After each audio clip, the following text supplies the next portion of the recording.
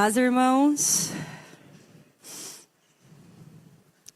Eu convido os irmãos a abrir a Bíblia no texto que o pastor leu no início do culto, Êxodo capítulo 15.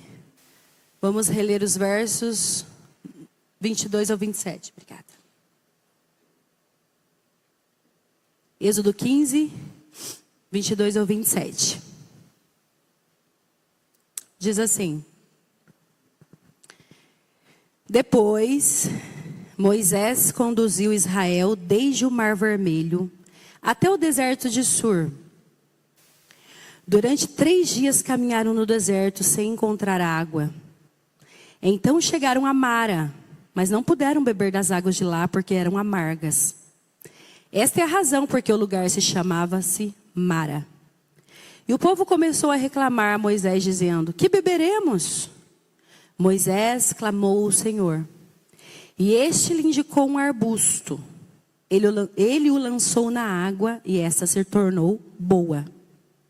Em Mara o Senhor lhe deu leis e ordenanças, e os colocou à prova, dizendo-lhes: Se vocês derem atenção ao Senhor, o seu Deus, e fizerem o que ele aprova, se derem ouvidos aos seus mandamentos, e obedecerem a todos os seus decretos, não trarei sobre vocês nenhuma das doenças que eu trouxe sobre os egípcios, pois eu sou o Senhor que os cura. Depois chegaram a Elim, onde havia 12 fontes de água e 70 palmeiras, e acamparam junto àquelas águas. Uau! Que texto profundo. Vocês já conviveram com alguma pessoa que, enquanto tudo na vida vai bem, enquanto tudo está dentro do cronograma, enquanto as coisas estão de acordo com aquilo que ela se programou, está tudo bem, está tudo bem. Mas basta alguma coisa sair do projeto dessa pessoa, ela começa a reclamar, reclamar e reclamar. Vocês já conviveram com pessoas assim? Hoje o Doni postou um negócio lá no status e eu achei muito interessante. Eu não vou saber falar exatamente, mas era mais ou menos assim que estava. Se a sua paz é só quando todas as coisas estão bem, quando as coisas dão certas, isso não é paz, é autocontrole. Porque a verdadeira paz vem quando tudo está um caos à sua volta. Quando tudo parece dar errado, mas você continua em paz. Isso é uma verdade absoluta para nós, cristãos. Então, às vezes a gente convive com pessoas e às vezes nós mesmos somos essas pessoas. Que enquanto todos os seus planos estão sendo bem-sucedidos diante daquilo que você projetou, ok, tudo vai bem, eu estou sorrindo, eu estou tratando todo mundo bem. Bastou algo dar errado, pronto, eu começo a explodir, eu começo a tratar as pessoas à minha volta mal, eu começo a reclamar, murmurar e reclamar. Por quê? Porque saiu daquilo que eu queria. E isso é triste, muito triste. Então esse texto aqui que a gente acabou de ler, o pastor falou no começo do culto um pouco do contexto dele. Ele está inserido no contexto onde Deus acaba de atravessar o povo israelita a pés enxutos pelo Mar Vermelho. Eu não vou falar aqui porque todos vocês conhecem a história. Deus abre com mão forte aquele mar. E o povo passa ali. E é um livramento tão grande que os inimigos estavam ali atrás deles, com muita fúria, a poucos passos. E Deus dá um livramento grandioso. E não só a travessia do Mar Vermelho, mas desde lá, de todas as pragas, de tudo aquilo que Deus fez no Egito, que tirou eles de lá, por causa do clamor daquele povo que chegou até o céu. Então Deus levanta Moisés, tira aquele povo de lá e passa agora esse povo a pé enxuto diante do Mar Vermelho. Deus podia ter feito de outra forma. Claro que ele podia ter feito de outra forma. Mas ele quis fazer dessa forma. Ele podia ter dado outro caminho para o povo passar. Lógico que ele podia. Mas ele quis mostrar a sua grandeza, o seu poder e livrar eles daquela forma. Para que eles entendessem de uma vez por todas quem era o Deus que estava libertando eles das mãos de Faraó. Quão poderoso era aquele Deus, tão grandioso era ele. Depois de tudo que ele já tinha feito para o Egito e arruinado daquele jeito a maior potência da época, Deus pega escravos. Ninguém dá nada para escravo. O mundo não dá nada para escravos. O mundo, ele se curva à elite. A gente, pessoas nobres, famílias de nome. Escravo? Não, escravo é escravo. Então Deus vai lá e se revela diante daquela potência. Aquilo que para você é escravo, Faraó, para mim tem grande valor e eu vou ver como que eu vou tirar o meu povo desse lugar. E ele tira o povo dali a pés enxuto e a gente sabe da história. A partir dali, que é quando eles atravessam e o mar se fecha e mata todo o exército de Faraó ali, eles adoram a Deus. Se você vê o capítulo 15, desde o começo, você vai ver que é o cântico de Moisés. E eles começam a adorar a Deus, e é interessante você voltar os olhos ao versículo 1, que diz assim, então, versículo 1 do capítulo 15 diz assim, então Moisés, só Moisés? Não. Moisés e os israelitas entoaram este cântico ao Senhor. Então Moisés e todo aquele povo que ele tirou do Egito, eu fico imaginando, né? O tamanho do louvor, o tamanho... Nossa, que coisa grandiosa, que coisa linda que deve ter acontecido ali. Era muita gente louvando e adorando ao Senhor depois da travessia do Mar Vermelho. Nossa, o coração deles estava grato demais por todas as maravilhas e os livramentos que Deus tinha dado a eles. Então eles entoaram, eles louvaram, e se você ler todo esse capítulo aqui, até o verso 22, onde a gente vai falar, é todo esse cântico, e eles exaltando a Deus, e falando da sua grandeza, da sua soberania, e é uma adoração, e você vê que aquilo é de coração, e aquilo é grandioso, é lindo aos olhos de Deus, porque eles estão gratos por tudo que Deus fez por eles. Claro, tudo que eles vivenciaram ali, então eles estão adorando em gratidão. É nesse contexto de gratidão, de adoração e de coisa boa que está acontecendo. E nossa, como Deus nos ama, como Ele é poderoso, como Ele nos deu vitória sobre os nossos inimigos, como abriu o mar. Nunca se viu algo assim na história da humanidade. Alguém abriu um mar, paredes de água dos dois lados e um povo passando a pé enxuto. Até do outro lado, não se via, nunca tinha grandes milagres, grandes maravilhas. O povo estava em êxtase.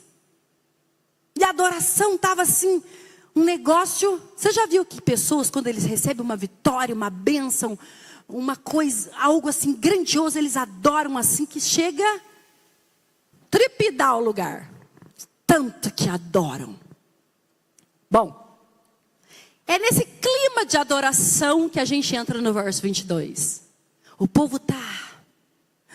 Nossa, que Deus grandioso. Então esse é o contexto. E aí no verso 22 vai dizer assim, começa o verso dizendo, depois do quê? Depois que eles adoraram, depois que Miriam cantou com as mulheres, responderam todo aquele louvor, e parece que os homens cantavam e as mulheres respondiam, porque se você ver o finalzinho do verso 21, vai falar, e Miriam lhes respondia cantando, cantem ao Senhor, pois triunfou gloriosamente, lançou o mar o cavalo e o seu cavaleiro. Então parecia algo orquestrado, enquanto os homens cantavam, as mulheres no refrão respondiam, coisa magnífica, e Deus estava sendo adorado, grandiosamente ali. É nesse clima de adoração que eles avançam em viagem. E Moisés está à frente liderando. E Moisés, ele não vai para a esquerda nem para a direita sem consultar o Senhor. Detalhe importantíssimo para a gente refletir. Todo passo que Moisés dá, Deus está direcionando aquele povo através daquele líder. E é nesse contexto que eles chegam no verso 22. Então eles chegam aonde? Eles chegam no deserto de Sur. Esse deserto é uma planície. É uma península do Sinai, próximo ali do Egito. E é ali que eles chegam. E percebe o verso 22 que fala assim, ó. Depois, né, dessa adoração, Moisés conduziu Israel desde o Mar Vermelho até o deserto de Sur. Durante 3 dias, caminharam no deserto sem encontrar água. Bom, então ele sai desse mar vermelho que se fechou, de todo esse clima de adoração, e eles vão caminhando, e a gente não sabe quanto tempo eles demoraram para chegar nesse deserto. Só que a Bíblia fala que quando eles chegaram ali, nesse lugar, nessa península do Sinai, que ficava perto do Egito, 3 dias eles caminharam ali naquele lugar, e não encontraram água. Bom, nós sabemos que o corpo humano ele consegue ficar muitos dias, até 40, sem comida sólida. Mas sem água, mais de 3 dias, nenhum corpo humano suporta, aguenta. E eles ficam ali 3 dias e não encontraram água. É claro que esse povo saiu do Egito com um estoque de água. Gente, eles tinham muita gente, eles tinham mulheres, eles tinham crianças, eles tinham animais. Claro que quando Deus tira eles de lá, eles tinham um bom estoque de água. Eu imagino que aqui a água já não tinha acabado, zerado. Mas eu imagino que aqui o estoque estava bem baixo. E a preocupação já estava a ponto que eles estavam procurando. Talvez, a essa altura, já tivesse até racionamento de água no meio do povo. Né? Talvez os animais, principalmente, bebiam água uma vez por dia só, não sabemos. Mas eles tinham que economizar água. Afinal de contas, já estavam no deserto, não sabia quando encontrariam água. Bom, então eles estão daqui para lá, de lá para cá, 3 dias. E nada de água. Bom, o que acontece? Quando eles chegam ali, percebe uma coisa. E quando eu estava meditando nesse texto, aqui nesse verso 22 aqui, eu já parei para meditar algo para nós. Percebe que durante 3 dias caminharam no deserto sem encontrar água. Quem estava guiando esse povo? Quem estava guiando? Deus. Deus estava guiando o povo. Moisés era um líder que conversava com Deus. Ele não fazia nada da cabeça dele. Tudo que ele ia fazer, Deus estava direcionando. Bom, se Deus estava direcionando, como eles chegaram naquele deserto 3 dias e não encontraram água? Quem estava direcionando eles neste lugar? Deus. Deus estava ali. E isso já é uma aplicação para nós. Lembra que eu comecei falando assim, você conhece pessoas que quando tudo está bem, os planos dela estão certo? Está dando tudo certo? Aí ela está em paz, ela está bem, ela está contente, ela está feliz, ela é crente, ela adora. Tudo está indo bem. Bastou uma dificuldade, saiu dos meus planos, não deu certo aí. A língua começa, a murmuração começa, a reclamação começa. E vamos que vamos, porque... E olha que interessante... Deus conduziu esse povo exatamente no lugar que Ele os queria provar. O texto vai falar isso logo adiante. Exatamente, eles não pararam ali por coincidência. Aliás, coincidência no reino de Deus não existe. Eles não pararam ali por acaso. Eles pararam ali naquele deserto porque Deus os direcionou para lá. Por que Deus manda um povo que Ele tira do Egito e dá um livramento tão extraordinário desse para um lugar que não tem água? E Deus sabe que nós precisamos de água. Ele sabe que o corpo que Ele fez não sobrevive 3 dias sem água. Ele sabe, Ele é o arquiteto, Ele é o criador. E por que Ele conduz então o povo para lá? Para ensinar para a gente algo incrível. Hoje eu posso estar aqui adorando a Deus e o meu coração radiante. Amanhã eu não sei aonde Deus vai me conduzir. Mas quando eu chegar amanhã em algum lugar que pode parar com alguma dificuldade, Ele quer que eu traga na memória o Deus de ontem da minha adoração. Onde está o Deus que ontem eu estava naquele culto com meu coração queimando em adoração por Ele? Por que agora, na segunda-feira, eu me deparei com essa dificuldade? É o mesmo Deus que está aqui agora, que nós estamos adorando. É o Deus que vai estar lá com você amanhã, se acaso você se deparar com essa dificuldade. Não pense que você parou neste lugar por acaso. Ele está conduzindo a sua história. Ele está nos direcionando pelo caminho. E aonde nós pararmos, é Ele que está direcionando. Então é algo para a gente falar assim, opa! Se no momento da adoração, que o mar vermelho se fechou, Moisés começou com os homens cantar, as mulheres começaram a entoar aquele cântico, e grande adoração foi feita a Deus. Alguns dias depois, eles caminharam e já chegaram, encontraram agora a primeira dificuldade depois do mar vermelho. O que era para ser feito? O que acontece no verso 23? Olha lá os olhos no verso 23. 3 dias caminhando. Chega no 23, então chegaram a Mara. Mara, né? A gente sabe, quer dizer amargo. O nome Mara, ele tem o significado de amargo, coisas amargas. Então, finalmente chegaram no lugar que havia água. Não era isso que eles estavam procurando? Água. Chegaram a Mara. Agora eu fico imaginando aquele povo sedento. Aí avistaram águas. Imagina a alegria e o desespero para chegar, talvez correndo a margens do rio, né? Naquela alegria, naquela euforia, e levando água à boca. E quando chega à boca aquela água, surpresa! São amargas. Frustração. Decepção. Puxa. 3 dias andando atrás de água. E quando a gente encontra, as águas são amargas. O que o povo faz? Ora fervorosamente a Deus. Ah, Senhor, o Senhor é o Deus que alguns dias atrás nós estávamos adorando. E vimos a sua mão forte tirar nós do Egito. Agora socorre-nos neste momento. Porque precisamos de água. É isso que eles fizeram? Mas é isso que eles deviam ter feito. Eles não fizeram isso. Olha o que o texto diz. Essa é a razão porque o lugar se chama Mara. E o povo começou a reclamar a Moisés, dizendo, que beberemos?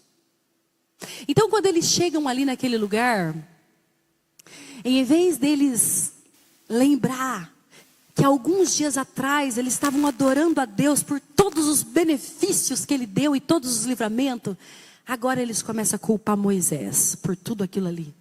E começaram a reclamar. Que beberemos? E quando eles fazem isso com o seu líder, é como se estivesse falando assim, ó, a culpa é sua. O que vamos beber? É você que tirou nós do Egito e nos trouxe para cá. Para matar-nos de sede? Será que não tinha covas e túmulos suficientes no Egito para enterrar todo esse povo? Tinha que matar a gente nesse deserto? E é isso. E reclamar. E eu fico pensando, quantos dias, talvez uma semana, porque se eles caminharam 3 dias no deserto até encontrar Mara, talvez uma semana, 15 dias, acho que não passou disso. Que eles estavam em grande adoração a Deus, cantando cântico com Moisés. Mas você vê que no texto aqui, nenhuma das palavras de Deus e de adoração foi mencionado, só reclamação. Por quê? Porque saiu do conforto, né? Porque saiu daquilo ali, o que eles tinham planejado. Agora, Deus nos tirou, fez grandes maravilhas, vai nos levar bonitinho até a terra que mana leite e mel, e nós vamos aí tudo certo. E a gente vive numa bolha. Nada pode acontecer com um crente, porque senão, nossa, meu Deus. Ou você está em pecado, ou tem alguma coisa errada com você. Enquanto isso é totalmente o contrário. Ontem eu estava conversando com uma amiga minha. Falei, tem dificuldade? Está sendo perseguida? Está difícil? Ai, que bom, é sinal que você está no caminho certo. Né? Sinal que está tudo certo contigo. Ao contrário, você podia ficar, opa, está tudo certo, está tudo bem? Nenhuma brisa, nenhuma perseguição, o mundo está te adorando? Todos estão abrindo os braços para você? Então estala uma luz, porque tem alguma coisa errada. O povo de Cristo nunca foi amado pelo mundo. Sempre foi odiado, sempre foi perseguido. Isso é a coisa mais natural para a igreja. Por quê? Porque o diabo nos odeia. Odeia qualquer ser humano. Não é só o crente, não. O diabo odeia qualquer ser humano. Porque o ser humano é imagem e semelhança de Deus. Bom, então continuando aqui. Isso é um alerta para nós. Quantas vezes Deus quer tratar em uma área da nossa vida onde é bem amargo, bem amargo. Não tem nenhuma doçura durante o tratamento, mas nós logo descontamos no outro. Rapidinho. Ou é no líder da igreja, na liderança, ou é no marido, ou é na esposa, ou é na igreja. Sempre alguém leva a culpa das nossas frustrações. Né? Então, às vezes, Deus quer tratar numa área e Ele vai tratar. Ah, pra quê? Está tratando na área da mãe, coitado dos filhos. Os filhos logo levam o deles, porque a mãe não aguenta aquele tratamento. A vida está amarga. Chegou em Mara. Chegou em Mara porque Deus quer tratar dessa pessoa em Mara. Mas quem está em volta dela vai levar. O marido vai levar, a mulher vai levar, os filhos vai levar, a igreja vai levar, a liderança não presta, a igreja não presta, ninguém presta, ai meu Deus, ai minha vida. Sempre vai ter alguém para a gente descontar as nossas frustrações. Mas é verdade, Deus que tem tratado com nós e está nos pegando agora. E essa amargura e esse amargor que dá na garganta e esse nó agora é um tratamento de Deus individual com cada um. E se a gente olhasse para nós, para dentro de nós, e falasse assim, Senhor, eu não posso descontar em ninguém. Porque se eu sou sua filha, e eu estou agora em Mara, bom, então o Senhor me enviou nesse lugar. E se o Senhor me enviou aqui, o que eu preciso aprender agora? O que é que o Senhor tem que me ensinar agora neste lugar? Pois enquanto o Senhor me ensina, me dê graça para suportar aquilo que eu não posso mudar. Graça. Você já pediu graça para suportar aquilo que você não pode mudar? Tem vezes que a gente ora por algo durante anos. Senhor, eu não estou vendo nem lampejo de transformação.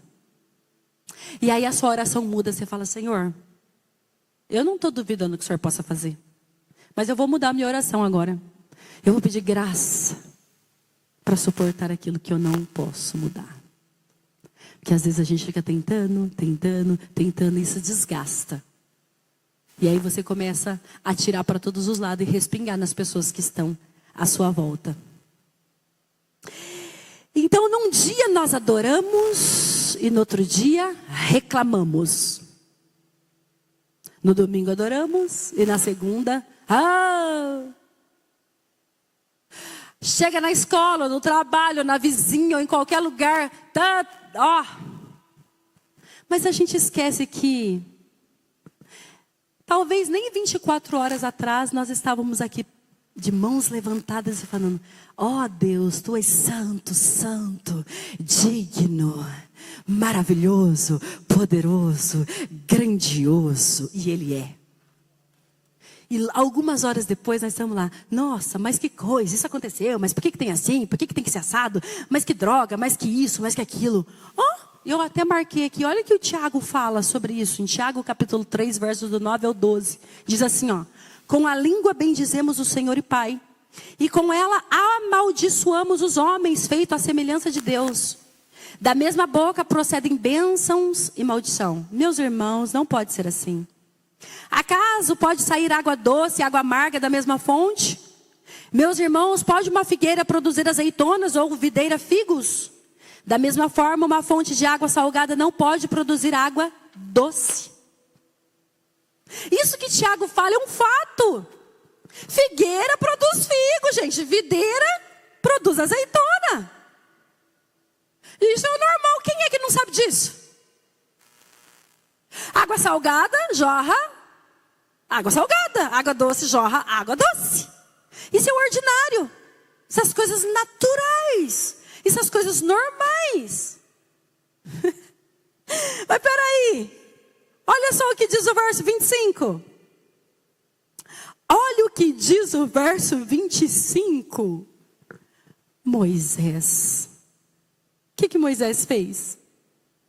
Ah, vocês estão me enchendo? Vocês estão achando que eu que transformei essas águas amargas? Será que vocês estão achando que eu tenho poder para isso?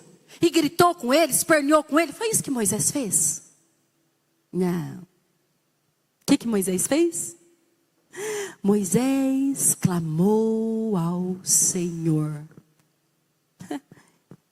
Essa atitude faz toda a diferença. Isso é uma aplicação para nós, a liderança. Quantas vezes nós vivemos e a liderança de uma igreja vive sob pressão? E quando eu falo sob pressão, sabe por quê? Porque tudo, gente, que acontece numa igreja cai nas costas da liderança. Você sabia disso? Porque a igreja acha que a liderança é santa, perfeita. Assim como Jesus era quando andava aqui. As pessoas esquecem que a liderança são pessoas fracas, pecadoras, que vão errar e que precisam da misericórdia, precisa da graça de Deus para continuar, como qualquer um outro. E coloca um fardo em cima da liderança, que se a liderança não clamar a Deus, e assim, se jogar aos pés de Deus pedindo graça, eu não sei o que acontece. Olha, imagina a vida de Moisés. Se você ler ali o Pentateuco, você vai ver tudo que aquele homem passou. Se aquele homem não vivesse todo dia debaixo da graça, ele teria rachado muito tempo. Era qualquer coisa que acontecesse, lá vinha. É Moisés. A ponto do povo querer até apedrejar ele. Só que o povo se esquecia que quem estava direcionando era Deus Todo-Poderoso. Moisés era só um canal para que tudo aquilo acontecesse. Mas a culpa sempre cai no líder. A culpa sempre vai cair no líder. E Moisés, ele revela para nós aqui, através do Espírito Santo, algo grandioso para aplicação para nós. Quando toda a igreja cai em cima da liderança, achando que a liderança tem que dar conta de toda a vida de toda a igreja. Como se nenhum dos irmãos, nenhum dos membros, nem das ovelhas tem a sua responsabilidade própria diante de Deus. Acho que a gente acha que um dia, lá no último dia, no dia do juízo, o pastor tem que estar lá na frente de Deus falando, não, eu dou conta aqui, não, eu vou responder por cada um deles. Não, gente. Quem entregou a vida por nós e levou os nossos pecados foi Jesus, foi o sangue de Jesus. Não foi o pastor da igreja. A responsabilidade dele é de vir aqui, pregar a palavra, aconselhar, discipular. Agora, se nenhum de nós temos compromisso com aquilo, saiu das costas dele. Ele não tem mais nada a ver com isso. Isso é individual de cada um de nós. Nós viemos, nós pregamos a palavra, nós ensinamos, nós aconselhamos, nós oramos, mas se a pessoa não quer, é ela e o Todo-Poderoso, não está em cima de nós essa responsabilidade mais. Mas muita gente acha que a liderança da igreja tem que dar conta de tudo. O irmão perdeu o emprego, ah pastor, perdi emprego. E o que eu tenho a ver com você perder o emprego? Eu caí doente, pastor, estou doente. E eu tenho a ver o que você está doente? Ah, mas a minha mulher brigou comigo, pastor. Uma vez, um pastor desabafando, e eu estava vendo ele falar, e ele chega e diz, eu estou sem emprego. Faz meses que eu estou desempregado. O pastor falou, tá, vamos orar. Ô, pastor, eu venho aqui abrir meu coração para você, dizendo que eu estou em emprego, e você fala para orar? Fala, ué, você quer que eu faça o quê? Exatamente, porque tem gente que ele coloca em cima da liderança de uma igreja algo que não é da liderança da igreja. Algo que é individual de cada um. Eu posso ajudar você a orar e devo ajudar, porque a Bíblia fala orar pelos outros. Mas você tem a responsabilidade diante dos seus negócios, diante da sua família, diante do seu emprego, diante da sua vida toda, diante de Deus. Não é a liderança da igreja que tem que dar conta disso. E aí, aqui, Moisés está sendo pressionado e demais. E sempre foi assim. Por quê? Porque eles achavam que tudo que acontecia, quebrava uma unha, era Moisés. Moisés. Moisés. E o que Moisés faz? E é quando a gente pega isso pra gente e fala. Quando a liderança está sendo pressionada por algo pela igreja, o que a liderança faz? Briga? Não. Clama aquele que resolve todas as coisas. E Moisés veio e ele fez o quê? Ele clamou ao Senhor. E o que aconteceu? Deus respondeu. Sabe por que Deus respondeu? Porque todas as vezes que você leva diante de Deus o seu clamor, naquilo que você quer que Deus resolve, porque você sabe que você não tem condições de resolver nada. Então quando você coloca diante de Deus o seu clamor, e Deus se agrada disso, porque você está colocando Ele em primeiro lugar em tudo, e dando para Ele aquilo que não cabe a nós resolver, Deus responde. E olha o que Deus respondeu a Moisés. Lá no verso 25, Moisés clamou ao Senhor. E eu acho lindo isso. E Deus respondeu, como? Indicando algo. Gente, eu não canso de falar que na Bíblia não existe palavras desnecessárias. Tudo na Bíblia é algo para nós que foi registrado, para que a gente aprenda, para que a gente medite, para que a gente avance em tudo. Não tem algo que você vai ler na Bíblia e fala, não, esse aqui nem precisava estar aí. Na Bíblia não, pode ser em qualquer livro ou outro que você lê, mas aqui não. Tudo que está aqui não existe palavras desnecessárias. E aí fala assim, ó, que depois que ele clamou ao Senhor, Deus lhe respondeu como? Indicando. Todas as vezes, e aqui não é, você vai ver aqui, que muitas vezes no Antigo Testamento, Deus, ele usa figuras, mensagens para indicar. Você sabe que o Antigo Testamento todo aponta para Cristo, né? O Antigo Testamento era sombras, lembra que o autor de Hebreus fala? Sombras daquilo que haveria de vir. O Antigo apontava para a realidade que veio no Novo Testamento. Bom, então o que aconteceu aqui? Deus está apontando para algo magnífico. Quando ele olha aqui, Deus poderia falar assim, ó, Moisés, joga uma pedra aí na água, joga qualquer outra coisa na água aí. Ou Deus não precisava nem falar nada. Estala o dedo, nem precisa estalar nada. Você lembra quando Jesus transformou água em vinho? Acabou o vinho na festa de casamento. Aí vieram preocupados, nossa, acabou o vinho. A mãe dele, acabou o vinho. O que Jesus olha para os serviçais e fala? Enche as talhas de água. Ele fez mais o quê? Não, você pode ir lá no texto que ele não fez mais nada. Ele falou assim, ó, enche as talhas de água. Eles encheram até a borda, até a boca. E depois que encheram, Jesus falou assim, ó, leva um pouco para o encarregado da festa. Apenas. Ele não jogou nada na água, ele não falou uma palavra, ele não estalou. Não, o texto não fala nada. E quando o encarregado tomou, um vinho maravilhoso. Gente, então não precisava Deus aqui para transformar essa água amarga em doce. Era só falar, tá, Moisés, eu já ouvi sua oração. Pode mandar o povo beber que a água já está doce. Ele é Deus, ele faz. Isso para ele não é nada. Mas como a Bíblia não tem palavra desnecessária, ele diz exatamente assim, ó. A minha NVI diz assim, ó. Moisés clamou ao Senhor, ele indicou um arbusto. Ou uma madeira, algumas versões. Ou um lenho, uma árvore, um pedaço de pau? Eu acho que a tradução mais perto é uma árvore. Por quê? Porque a madeira, o pau, tudo você vai tirar da árvore. E aí Deus lhe indicou uma árvore. Você percebe que se Deus indicou, será que ele falou assim, pega uma árvore aí, ó, qualquer árvore que você... Não. Quando Moisés clama, Deus indica especificamente, e parece que Deus vai falar, aquela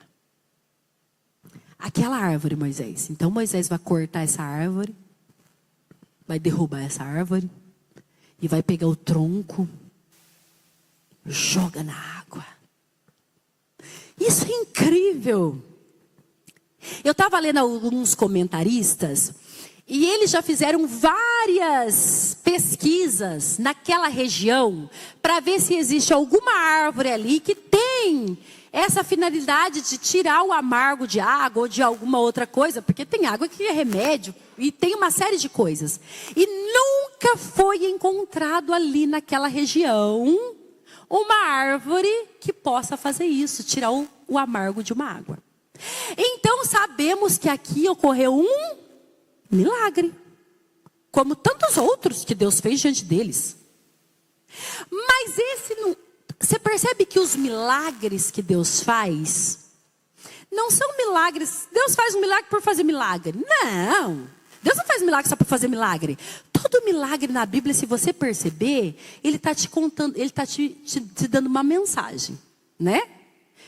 Olha quando Jesus está abrindo os olhos do cego. Qual é a mensagem? Você vive em escuridão, e eu abro os seus olhos, e você... Quem era o primeiro rosto que todo cego que ele abriu o olho viu? Jesus. Todo cego que ele abriu os olhos, o primeiro rosto que viu foi de Jesus, ao abrir os olhos. Qual é a mensagem? Você vive em escuridão, eu sou a luz do mundo. Veja, ele está dando uma mensagem. Quando ele está ressuscitando os mortos, o que ele está falando? A morte está debaixo dos meus pés. Eu sou a ressurreição e a vida. Ele está pregando uma mensagem. Quando ele está estancando o fluxo de uma mulher, ele está pregando uma mensagem. A gente sabe que mulher naquela época era muito desvalorizada, impura, com fluxo de sangue ainda. Meu Deus, nem podia chegar perto de ninguém. O que ele está falando? Eu purifico, eu te curo, e ainda te chamo de filha. Eu estou mostrando para vocês que no meu reino não tem isso. Eu expulso demônios. No homem de Gadara, o que ele está falando? Todos os demônios estão embaixo dos meus pés. Eu perdoo pecados. O que ele está falando? Só Deus pode perdoar o pecado. Logo, eu sou Deus. Eu purifico o leproso. A lepra significa pecado. Eu purifico você de todo pecado. E não existe nada que você peque que eu não tenho o poder de te purificar. Todo pecado pode ser purificado através do meu sangue. Então, você não vai ver nenhum milagre de Jesus na Bíblia. Ele fez esse milagre aí porque... Não, ele fez um milagre pregando algo. Aliás, todo milagre é específico, porque se ele quisesse curar todo mundo naquela época, ele curava. Jesus não curou todo mundo. Depois de 3 anos de ministério que ele subiu ao céu, ficou muita gente doente em Israel, hein? Muita. Porque ele não veio para curar todo mundo agora, né? É um novo céu e uma nova terra que não vai existir doença. Mas aqui ainda a gente vive na presença do pecado. Então, quando ele olha agora aqui para esse trecho, aqui mesmo no capítulo 17, se você ler mais na frente, o povo está sedento de novo. O que Deus faz? Vira a rocha, Moisés. Dê água para o povo. Ele está pregando uma mensagem. Quem era a rocha? A rocha é Cristo. E ele está falando, é só dessa rocha que você pode matar a sua sede. Todas as vezes ele está pregando uma mensagem. E aqui não é diferente. Quando ele manda Moisés, ele indica que ela é a árvore. Isso é especulação, é coisa minha, gente, não está na Bíblia. Mas eu penso que talvez, depois de muito, muito, muito, muito tempo, quando o nosso Senhor Jesus veio e foi levantado, talvez a cruz que ele carregou, aquela madeira, seja a mesma árvore que ele indicou aqui para Moisés, seja da mesma madeira. E é por isso que essa árvore foi indicada. E quando ele pega aquela árvore e joga nas águas, as águas se tornam doces. Ah, mas eu acabei de ler um texto de Tiago que fala assim, bom, água salgada dá água salgada, amarga dá amarga, a videira só pode produzir azeitona e a figueira só pode dar figo. E isso é a vida cotidiana, o ordinário, isso é o curso natural das coisas. Mas quando você depara com as águas amargas, só tem um lugar, só tem um fato na história da humanidade que tira você do curso natural das coisas: a cruz de Cristo.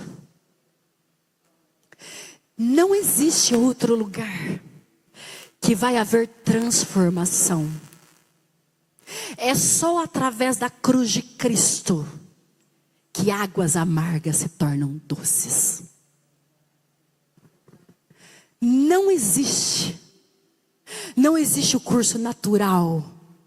Não existe o ordinário, não existe a força do meu braço, não existe a minha força de vontade, não existe o meu querer para transformar amargo em doce, para transformar algo em outra coisa.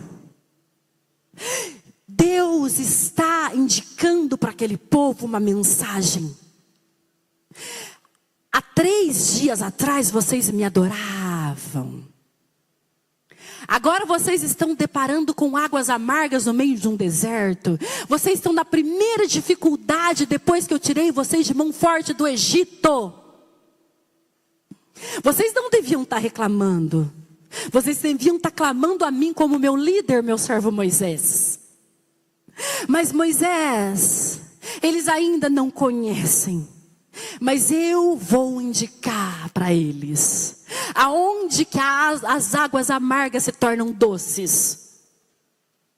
Joga aquela madeira na água. E eu fico imaginando o povo olhando Moisés fazer isso, né? Imagina todo o povo olhando, o que ele está fazendo? As águas são intragáveis, são amargas, não presta para nada, o que ele está fazendo? Ele está pregando uma mensagem. Ele está pegando uma madeira que aponta para a cruz de Cristo e está jogando nas águas. E as águas transformam em água doce. Agora você imagina a alegria daquele povo no momento seguinte que aquela madeira é jogada nessas águas. Você imagina agora a adoração daquele povo ali. Bem naquela hora que aquela madeira é jogada ali. Ah, Senhor, é um sinal. Quantas vezes na nossa caminhada a gente sai de um refrigério, de algo maravilhoso que Deus nos deu, e a nossa vida começa a ficar amarga, a nossa vida começa a ficar difícil, nós entramos por lugares que nós não queremos entrar. Senhor, eu não quero passar neste caminho, mas você tenta ir para lá, não dá, você tenta ir para a esquerda, não dá, nem para a direita, nem voltar para trás, não dá, e Deus te cerca de todos os lados e fala, é aqui que você vai passar.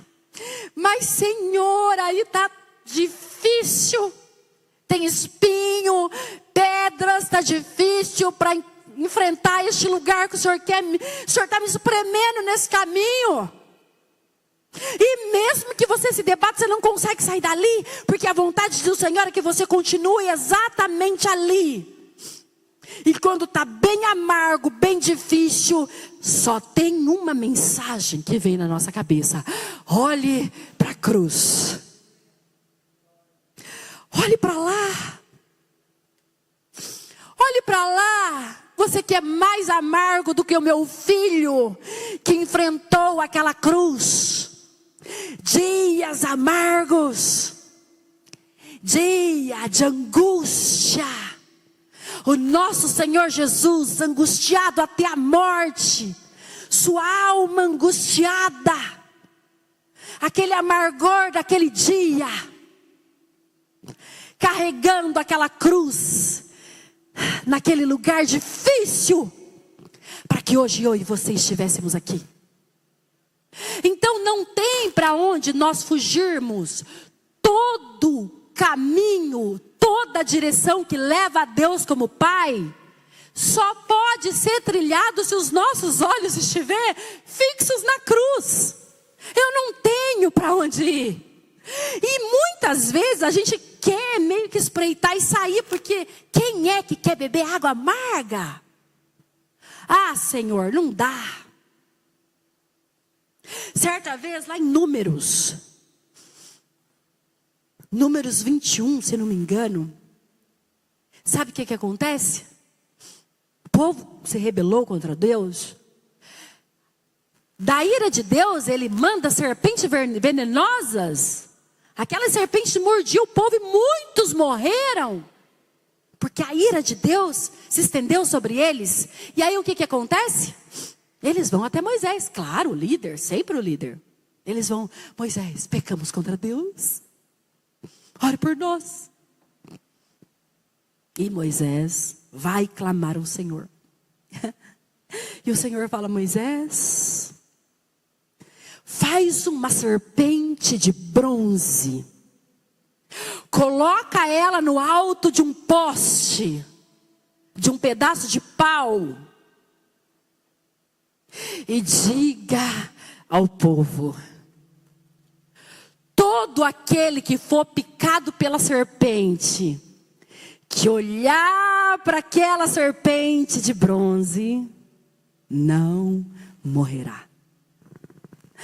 Gente, isso é um ato de fé. Sabe qual é a mensagem? Aquilo ali apontava para Cristo. O próprio Cristo. Quando ele foi visitar Nicodemos, ele fala desse ato.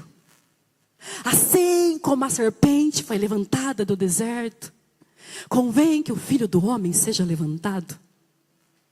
E todo aquele que olhar para o Filho do Homem, esse não morrerá.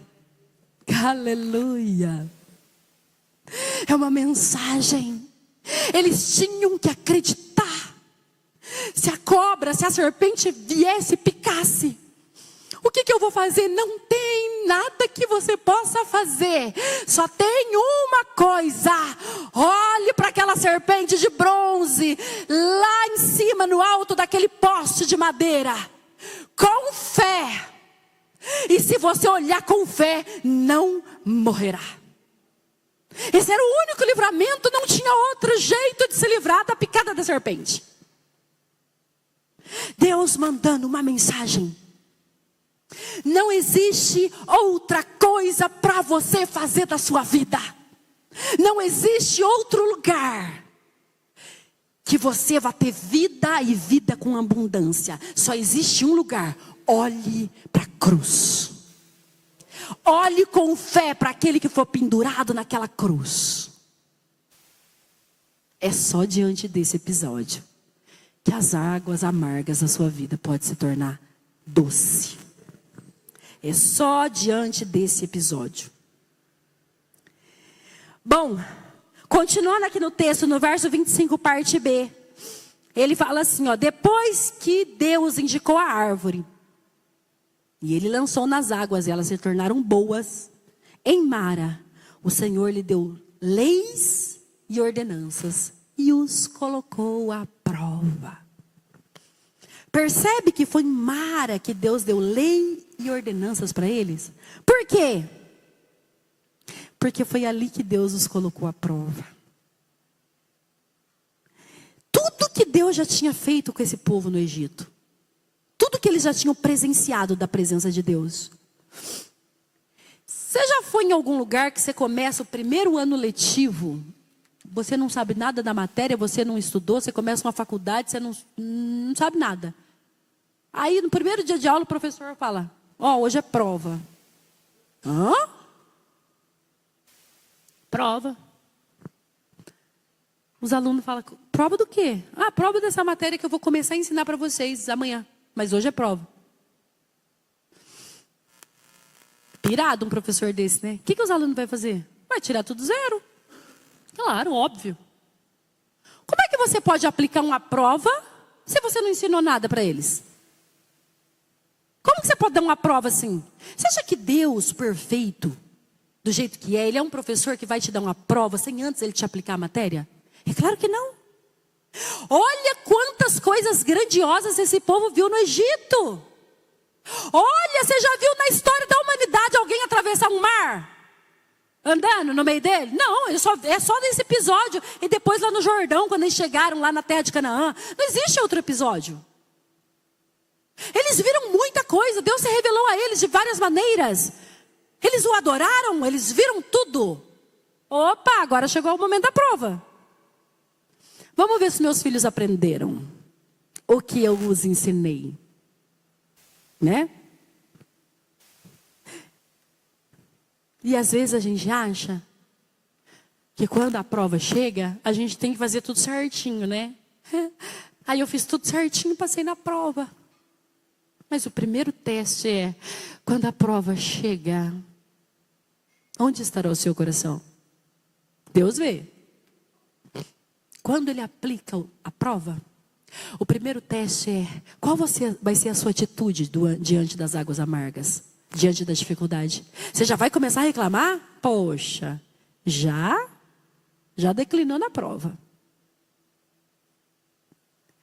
O teste é, Senhor, tá difícil. Quem é que quer beber água amarga? Não, ninguém quer isso. Mas, se é para passar na prova, para que o Senhor me ensine algo, para que eu amadureça, para que eu me torne mais parecido com o seu filho, para que a caminhada fique mais fácil, para que o Senhor se regozije em mim naquilo que o Senhor está me ensinando, eu vou passar por essa prova, mesmo que doa, mesmo que seja difícil, eu vou tentar não reclamar. E se eu reclamar, Senhor, me perdoa. Eu ainda vivo diante de uma natureza pecaminosa. Eu ainda reclamo. Mesmo vendo o Senhor naquela via dolorosa, sendo esbofeteado, sangrando. Mesmo vendo o Senhor ali, não carregar aquele madeiro de tão pesado que estava, a ponto de Simão ter que te ajudar. Porque afinal de contas o Senhor era humano. Mas em nenhum momento foi registrado uma palavra de reclamação, uma murmuração. Você não vê nos evangelhos eles dizendo assim, e aí ele se virou do lado e falando, tá vendo? Estou sofrendo tanto assim por vocês, se não fosse vocês, você não vê essa atitude. Você vê ele seguindo resoluto para a crucificação. E isso é um aprendizado para nós. E aí quando a gente reprova, puxa, como esse povo que chegou em Mara e só reclamaram, que vamos beber? As águas são amargas. E ninguém se lembrou do ato de adoração há dias atrás, e ninguém se lembrou mais do Deus Todo-Poderoso, e ninguém se lembrou de nada. Tudo que eu quero é reclamar, porque afinal de contas saiu dos meus planos, agora eu estou sofrendo, então agora tudo que eu tenho é reclamar. Mas eu não me lembrei de agradecer e falar, Senhor, se eu agradeço as bênçãos que o Senhor me dá todos os dias, por que não hei de agradecer quando o Senhor me dá uma prova difícil para fazer? Sabe aquele professor da escola, aquele professor da faculdade, quando aplica uma prova difícil? A gente vai reclamar dele e fala, ele quer que eu aprenda coisas difíceis? Ele quer que eu passe em coisas difíceis? Para quê? Qual o intuito de um professor querer que você passe por coisas difíceis? Você vai ficar mais sábio. Quanto mais coisas difíceis você passar e você aprender, mais sabedoria você vai adquirir, mais força você vai ter nas próximas. As próximas provas serão mais fáceis. Mas o povo reprovou. Agora o povo reprovou. Como muitas vezes nós reprovamos. Nós somos um retrato deles. E aí o verso 26 vai dizer assim, ó. Ele deu leis, né, e ordenanças, dizendo-lhes: se vocês derem atenção ao Senhor, o seu Deus, e fizerem o que Ele aprova, se derem ouvidos aos seus mandamentos e obedecerem a todos os seus decretos, não trarei sobre vocês nenhuma das doenças que eu trouxe sobre os egípcios, pois eu sou o Senhor que os cura. A obediência à palavra de Deus e a confiança nas suas promessas livra-nos do juízo que veio sobre o Egito. Você percebe que ele não falou aqui que ele vai livrar vocês de todas as doenças. Não, ele falou: eu os livrarei das doenças que eu trouxe sobre os egípcios. Qual foi a doença? O que Deus trouxe sobre os egípcios? A ira dele se derramou sobre aquele povo. Mas ele dá ordenanças em Mara. E eu fico imaginando por que o Senhor acabou de fechar o Mar Vermelho e não deu essas ordenanças. Ou por que não esperou ele chegar a Elim, que nós vamos falar daqui a pouco de Elim, para dar essas ordenanças. Mas ele fez questão de dar as ordenanças em Mara. Porque foi ali que a dificuldade bateu na porta deles.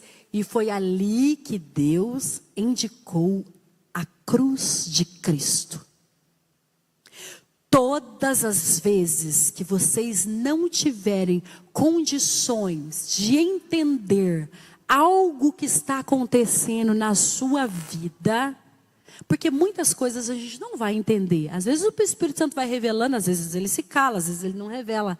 E nós seguimos por fé. Fé. Todas as vezes que você não estiver entendendo as coisas, olhe para a cruz. Todas as respostas terminam aos pés da cruz. Tudo na sua vida. Senhor, por que eu estou passando isso? Olhe para a cruz. Senhor, onde eu vou chegar? Olhe para a cruz. Senhor, por que eu vim de lá? Olhe para a cruz. Senhor, por que o meu coração está pulsando de alegria? Olhe para a cruz. Tudo termina aos pés da cruz. É por isso que na primeira dificuldade deles, o que Deus tinha que fazer? Dar uma mensagem para eles. Jogue aquela árvore nas águas. A dificuldade bateu. O que eu faço? Olhe para a cruz. Tem solução para você. Toda a solução sua está na cruz de Cristo. Deus nunca nos deixou órfãos e sozinhos aqui. Ele enviou o seu Filho para todas as vezes que tiver difícil na sua vida, você falar: para onde eu olho? Olhe para a cruz. Todas as respostas estão lá.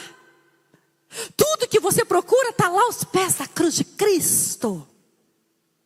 É por isso que quando Jesus, antes de subir, celebrou a ceia com os seus discípulos e disse: não deixa de fazer isso, façam em memória de mim. Por quê? Porque vocês esquecem das coisas muito rápido.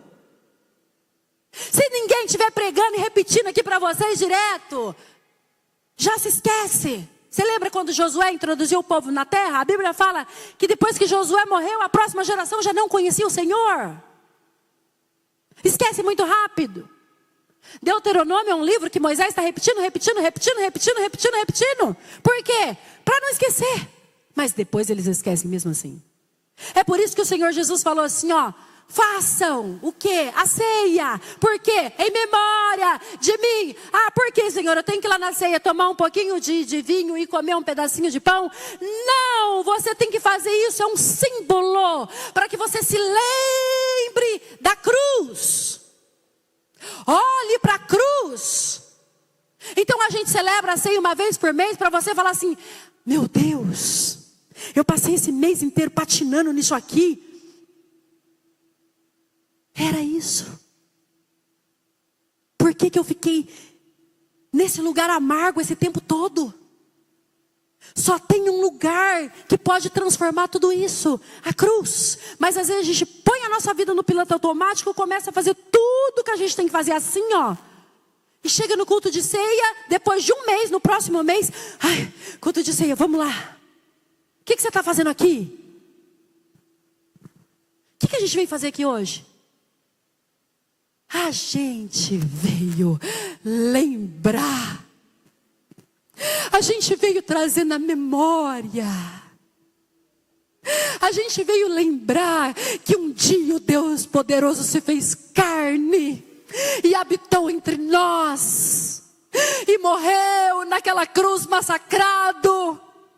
Uma morte que devia ser minha.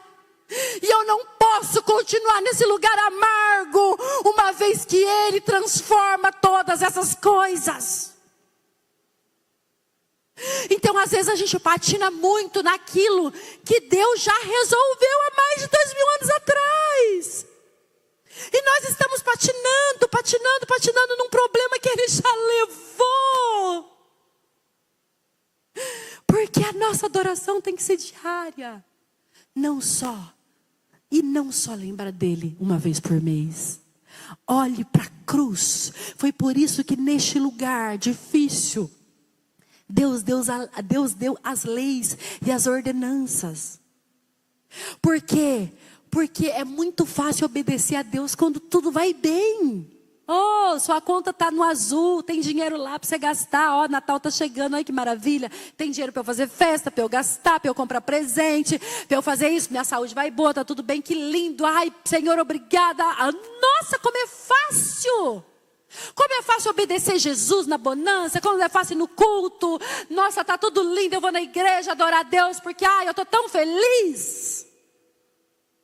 Mas quando chega à beira das margens das águas amargas, quando o negócio está difícil, você leva aquela água na boca e está tudo amargo, está ruim, está difícil. E Deus fala, é neste lugar que eu estou te dando minhas leis e as minhas ordenanças. Se você me obedecer neste lugar, se você cumprir os meus mandamentos neste lugar, tudo aquilo que eu mandei do Egito, eu te livrarei daquilo. Porque é neste lugar que o nome de Deus é mais glorificado através da nossa vida. É no lugar de sofrimento, é no lugar de amargura, é no lugar de dor. E é por isso que Deus permite, sempre vai permitir que nós cheguemos a Mara. Sempre vai permitir. E para a gente terminar, olha o verso 27. Depois que Deus deu todas as ordenanças, falou assim, ó. Não, eles saíram dali. E pelo que os comentaristas que eu li, eles dizem que de Mara a Elim era mais ou menos um dia de viagem de camelo. Um dia de viagem. E eu fiquei pensando, meu Deus. Por causa de um dia de viagem, eles murmuraram, reclamaram, entristeceram, pecaram. Nossa, né? Acabaram com tudo, deixaram Moisés triste, deixaram Deus triste. A bênção estava ali, ó. Elim estava logo ali. Mas eles não sabiam. Eles não sabiam. E às vezes isso acontece com nós. Talvez aquilo que você está pedindo tanto para Deus chegue essa noite. Talvez chegue amanhã. Talvez antes de você terminar o seu culto, esse culto, você receba uma notícia e fala, nossa, é aquilo que eu estava esperando.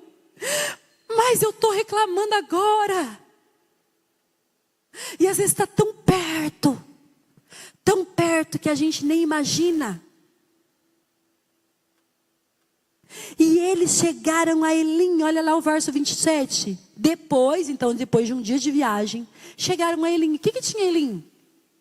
12 fontes de águas. 12 tribos de Israel. 12 fontes de águas. Uma para cada tribo, ó. Tem bonança em Elim. 70 palmeiras. E acamparam junto àquelas águas. Gente, depois depois que passou por Mara, chegou a Elim. Não é o mesmo Deus que direcionou eles de Mara, que fez eles chegarem a Elim? O mesmo Deus, Ele que está direcionando eles pelo deserto. Sabe o que isso aplica para nós? Você não vai morrer em Mara. É só um tempo de teste. É só um tempo de prova. Deus dá os momentos de refrigério. Agora em Elim eles têm 12 fontes de água e 70 palmeiras. Passaram por águas amargas, mas chegaram a Elim, aonde teve um tempo de refrigério e eles acamparam junto àquelas águas. E o que eu aprendo com isso? Não importa se você tem Mara. Eu não sei aonde você está hoje. Você pode falar, Neuza, eu estou em Mara. Você não sabe o que eu estou passando. Como está difícil. Às vezes eu durmo chorando. Se você estiver em Mara, olhe para a cruz. Só ela vai tirar você desse lugar. Mas se você já chegou em Elim, agradeça e olhe para a cruz. Porque se Jesus não voltar ainda essa noite, Elim não é a última parada. Daqui a pouco a gente sai de Elim. E Mara vai voltar. E as dificuldades vão chegar. Mas que dessa vez a gente não reprove mais na prova. Que dessa vez, quando nós chegarmos às margens de Mara, nós nos lembraremos da primeira passagem por Mara. Ah, Senhor, o teste foi bom. Eu aprendi a lição. Dessa vez, não murmurarei às margens de Mara. Dessa vez eu vou clamar ao Deus da minha salvação. Até que Ele me tire desse lugar. E me leve de novo. E eu chegue a Elim. Amém? Não importa o que aconteça. Olhe para a cruz.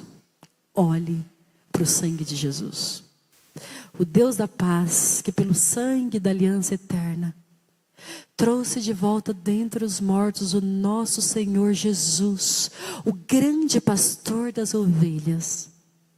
Os aperfeiçoa em todo bem e opera em nós o que lhe é agradável, mediante Jesus Cristo, a quem seja a glória e o louvor e o poder para todo sempre. Amém.